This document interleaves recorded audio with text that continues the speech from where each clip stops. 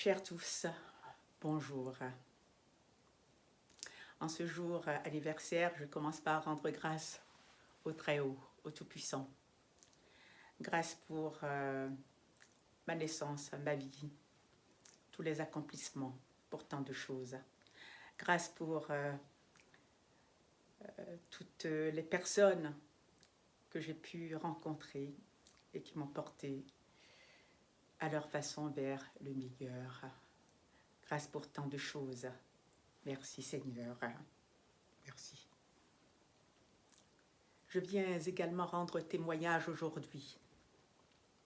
Ce que je m'apprête à révéler, je ne l'avais dit à personne auparavant. Mais aujourd'hui, je dois en témoigner parce que l'heure est grave et que cela nécessite que nous puissions tous prendre engagement pour la noble cause qui est celle des enfants. Oui, il y a longtemps, très longtemps, tandis que j'étais encore enfant, un tout petit enfant, un bébé,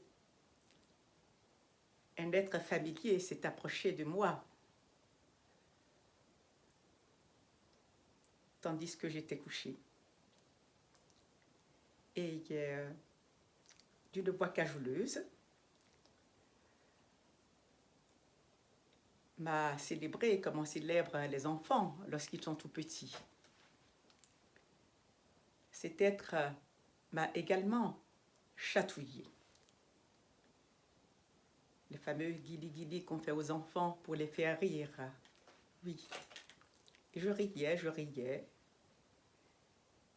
J'ai beaucoup ri jusqu'à ce qu'à un moment donné, je n'entende plus la voix et que un autre geste remplace ceux des chatouillis pour faire rire l'enfant. Ce geste, c'était celui de sa bouche sur la partie la plus intime de moi. Et alors, le rire s'est transformé en étonnement parce que les sensations n'étaient plus les mêmes. Et tout d'un coup, je fus assaillie par un océan de sensations intolérables, insupportables pour moi. Insupportables tant l'intensité frisait la démesure. Je me souviens alors que le rire s'est transformé en, comment dire, oui, le rire s'est figé sur mon visage. Et je pense que si quelqu'un avait pu me regarder, il n'aurait pu voir qu'un rictus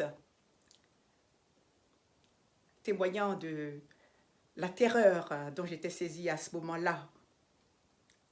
Je me souviens que le rire et les pleurs s'entrechoquaient dans ma gorge à m'en étouffer et que toute la vie s'était affluée en cette sensation de douleur insoutenable. Je voulais hurler, je ne le pouvais pas. Je voulais pleurer, je ne le pouvais pas. Et je pense que la seule chose que j'ai pu faire, ça a été de défaillir. Oui, je ne pouvais plus ni soutenir quelque émotion que ce soit, ni même être présente à moi-même. Je me suis évanouie. Et lorsque je me suis réveillée, il n'y avait plus personne. Je pense que, pensant que je dormais, même mon entourage m'avait laissé tranquille. À partir de ce jour-là, j'ai cherché refuge dans le sommeil jusqu'à ce que mon être ait pu ranger ce traumatisme et me permettre de revivre normalement, à peu près normalement. Ce souvenir m'est revenu dans un moment clé de ma vie, tandis que j'étais enceinte. Et à nouveau, avec une violence terrifiante. Mais cette fois-là, j'ai pu m'en libérer par les pleurs. Les pleurs que je ne pouvais laisser couler alors furent libérateurs. Et je témoigne de ceci aujourd'hui afin que l'on puisse permettre aux enfants de jouir encore de leur innocence le plus naturellement possible. Parce que, comme nous le savons tous, des soi-disant programmes d'émancipation visent à leur apporter ce qu'on appelle une éducation sexuelle dès le plus bas âge, et cela depuis ces quelques années. Et ceci est fortement intolérable, inacceptable. Nous ne pouvons pas laisser faire cela. Nous le devons aux enfants qui nous font confiance, parce qu'une humanité qui sacrifierait